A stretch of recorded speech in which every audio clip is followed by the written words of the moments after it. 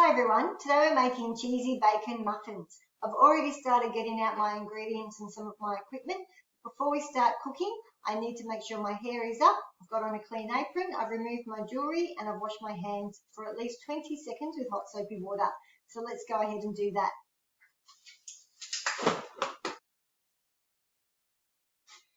Once you're all organised, you can get ready to start. I've collected clean tea towels and a dishcloth. I also have lined my muffin tin with patty pans, so that's ready to go. And I've also preheated the oven to 180 degrees. With the muffin tin, it's a good idea to spray it lightly with some oil. It's best to do it over a sink or a bin so your floor doesn't get greasy. But just a light spray will make sure it's easy to remove the muffins at the end. It's optional though. If you don't have to spray, don't worry about it. They'll still come in.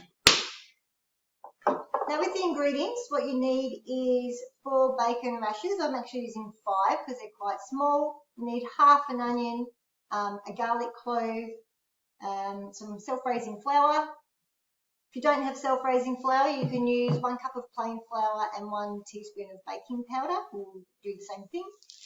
Some tasty cheese. 40 grams of Parmesan cheese is on the recipe. I don't have any and I don't want to go to the shops just to buy that, so I'm just going to do a little bit of extra tasty. And you need some chives, which I've started preparing, butter, 2 eggs, some buttermilk. If you don't have buttermilk, Greek yogurt or even just a bit extra sour cream would work, or just normal milk would be fine. And you have some sour cream and some salt and pepper. Okay, so the first thing to do is to prepare all of your ingredients. I'm going to start with chopping up the bacon and the onion and putting the garlic clove on the microplane grater. So with the bacon, there is a little bit of fat on there. You can remove it if you like, or you can include it in. A little bit of the fat can help add flavour. I'm just going to remove the main bits. Okay, and then a really fine dice with the bacon. Because you're making it for muffins, you don't want massive, big, chunky pieces. So really finely dice that up.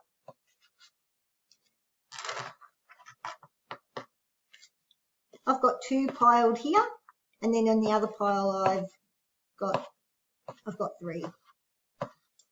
Next I'm going to chop the onion, and I just wanted to show you I have a non-slip mat under my chopping board. You could use a damp dishcloth if you wanted to do that so that your chopping board doesn't slip. It's a little bit safer. I'm going to cut the onion in half because we only need half an onion. Remove the papery outside. Then I'm going to cut through the top, and then using the curled fingers and leaving that root end on, cutting all the way with about half a centimetre so that this part is still intact.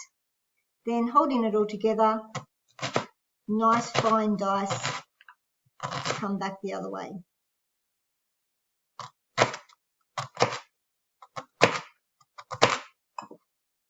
If you haven't done a nice fine dice, you can just gather it all back together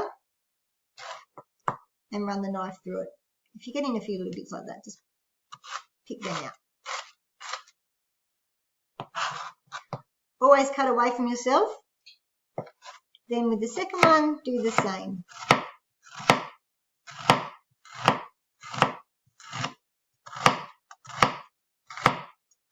Try and practice your knife techniques, because the more you do it, the better you'll get at it. With the garlic, just trim off the ends. Now, if you don't have a microplane grater, you can just dice it up with the knife. Peel off that papery skin, and then you can just grate it or chop it. A couple of sharp taps to get it all off. Make sure you rinse that before you wash it. Okay, we're going to cook the onion, bacon and the garlic. So preheating a pan, and then we need to add 2 teaspoons of oil. I'm using olive oil, but you could use vegetable oil or whatever oil you have at home. When the oil is nice and warm, you can add your onion.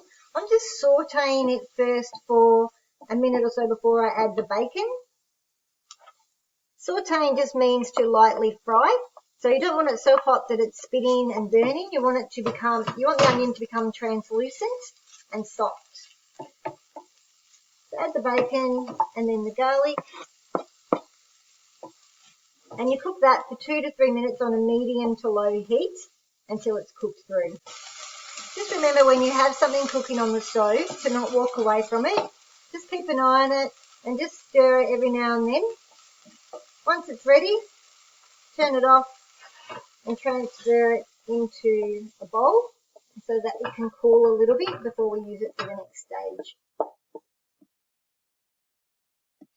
Next is we need to grate some cheese. It says 150 grams of tasty cheese and 40 grams of parmesan. I don't have parmesan, so I'm just going to do about 200 of cheese, which I think is roughly half of what I have here.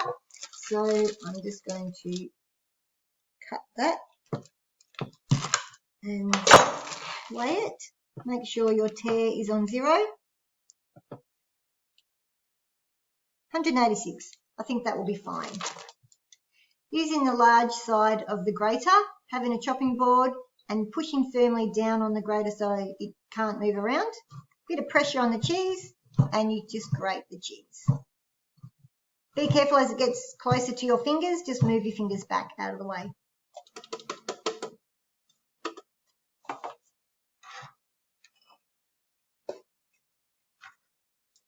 If you're using parmesan today, use the small side of the grater, not the one with the stars on it, that just causes a mess, but this little one on the side, or a microplane grater for that really nice fine grate for the parmesan. Next, we just finely slice up the chives. You can just bunch them all together and just cut them really finely into rings. Again, if you don't have chives, you can just leave them out. They're just a very mild spring onion, very small spring onion. You could even just use spring onion instead and just dice it up really finely. I'm just going to add those to the cheese. Now we need 2 cups of self-raising flour.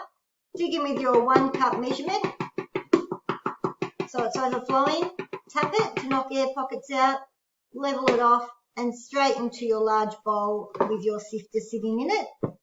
And repeat to get your 2nd cup of flour.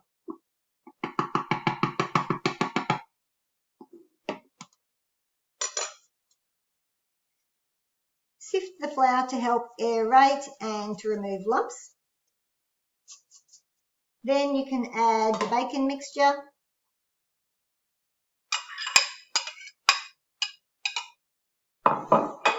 And the cheese and the chives.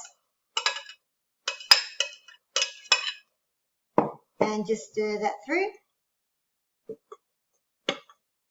So when you make muffins, you always have a dry ingredient bowl and a wet ingredient bowl. So this is our dry ingredients, and our next step is to prepare all the wet ingredients. You need 80 grams of butter. So I'm going to just chop this off and weigh it out. Make sure your tare is on 0. That's on 60, so I just need a bit more. This will need to be microwaved so it's melted.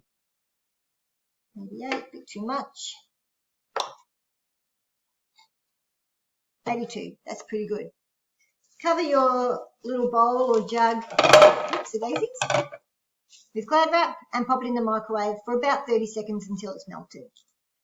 My butter is now melted. Now I have to measure out 250 mils of buttermilk. Using a liquid measuring jug is the most accurate. If you haven't got one, then you can just use a normal cup measurement. But the measurements are slightly different, so just be aware. Okay, and I've measured out half a cup of sour cream. We also need 2 eggs.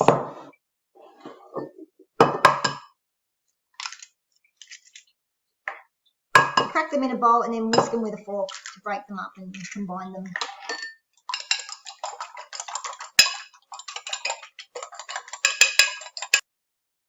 Okay, then now combine all your wet ingredients into the one bowl. So you've got the beaten egg, your melted butter,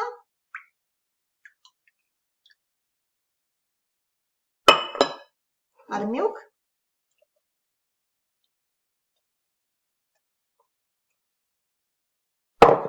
and your sour cream.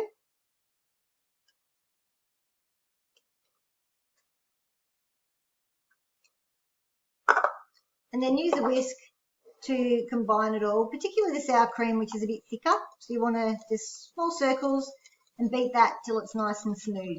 You don't need to aerate it, you're just making it smooth. And finally, we now add the wet ingredients into the dry ingredients. Using a large metal spoon, you want to fold them through really gently. Don't overmix it, just combine it until all your wet and dry ingredients are combined.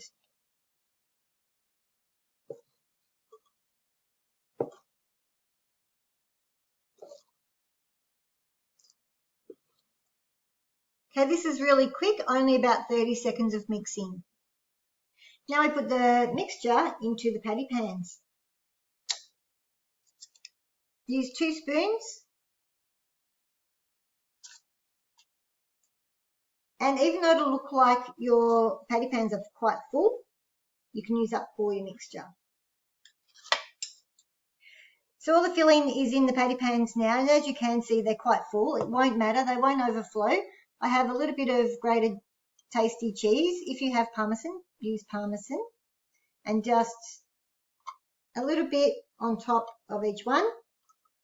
Try not to leave any on the actual muffin pan because it'll burn on and be hard to clean off. Into the oven for 20 minutes at 180 degrees. Make sure you set your timer and clean up while they're cooking. Okay, so I've just gotten these out of the oven. They actually only took about 15 minutes in there. So keep an eye on them. Maybe set your timer for 15 minutes. When you press down on them, they should spring back, and that's how you'll know they're ready.